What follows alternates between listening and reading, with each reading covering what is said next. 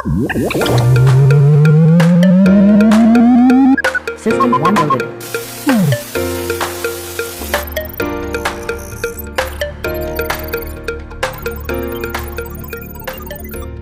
Halo, perkenalkan, nama saya Juliana Amelia Sangidae, NIM 23110046. Saya Domingus Yohanes Medena, NIM 23110051. Dan saya Ryan Bini, NIM 23110065. Di sini kami akan mempresentasikan hasil tugas kami yaitu Etika dan Hukum ISI yang berjudul e-commerce. E-commerce sendiri adalah aktivitas jual beli barang atau jasa melalui platform digital seperti situs web, aplikasi, atau media sosial. Dalam e-commerce, transaksi dilakukan secara elektronik dengan memanfaatkan internet sebagai media utama. Berikut beberapa kejahatan yang berhubungan dengan e-commerce. Yang pertama, penipuan jual beli online. Tingkat kejahatannya sangat tinggi dengan lebih dari 528.415 kasus sejak 2017 hingga 2024. Dampaknya, korban kehilangan uang, menurunnya kepercayaan masyarakat terhadap platform e-commerce, sanksi sosialnya, pelaku dicap negatif di lingkungan sosial, dan kehilangan kepercayaan masyarakat. Sanksi hukumnya diatur dalam Undang-Undang ITE nomor 19 tahun 2016, kasusnya pasal 28 ayat 1 tentang penyebaran berita bohong melalui elektronik. Yang kedua, phishing melalui email dan media sosial. Tingkat kejahatannya sedang tetapi merugikan korban secara signifikan.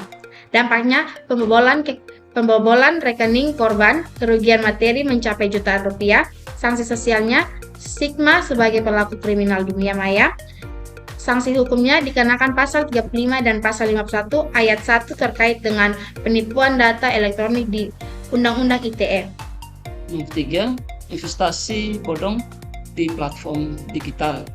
Tingkat kejahatan tinggi dengan kerugian mencapai Rp 175,5 triliun antara 2011 hingga 2021.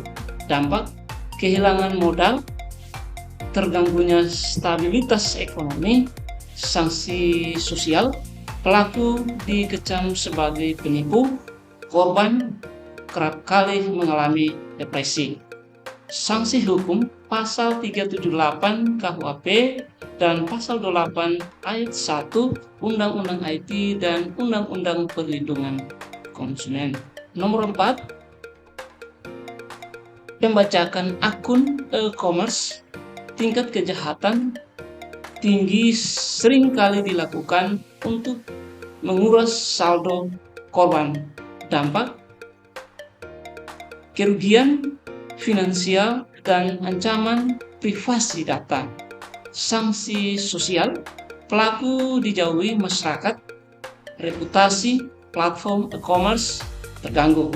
Sanksi hukum, hukum pidana berdasarkan pasal 30 Undang-Undang IT tentang akses legal. 5. Pengiriman barang palsu. Pengiriman barang palsu dalam e-commerce memiliki tingkat kejahatan sedang hingga tinggi tergantung pada jenis barang dan modus operasinya. Sanksi sosial. Kejahatan ini merugikan konsumen secara finansial, merusak reputasi platform, dan menimbulkan risiko kesehatan, terutama jika barang yang dipalsukan berupa obat atau kosmetik.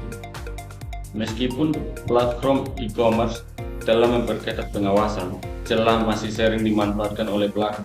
Sanksi hukum UU nomor 8 tahun 1999, UU ITE nomor 19 tahun 2016. Yang keenam, penipuan berkedok hadiah. Penipuan berkedok hadiah dalam e-commerce adalah kejahatan dengan tingkat keparahan tinggi yang sering menargetkan individu dengan literasi digital rendah. Sanksi sosial, modus operasi ini memanfaatkan klaim hadiah palsu untuk menarik korban memberikan data pribadi atau uang. Dampaknya meliputi kerugian finansial, penurunan kepercayaan terhadap platform e-commerce, dan potensi pencurian identitas. Sanksi hukum penipuan ini dapat melibatkan pidana penjara hingga 6 tahun dan denda hingga 1 miliar rupiah berdasarkan UU ITE pasal 28 ayat 1 serta UU Perlindungan Konsumen yang mengatur kerugian konsumen dengan pidana hingga 5 tahun penjara atau denda hingga 2 miliar rupiah. Sekian dari kelompok kami. Terima kasih.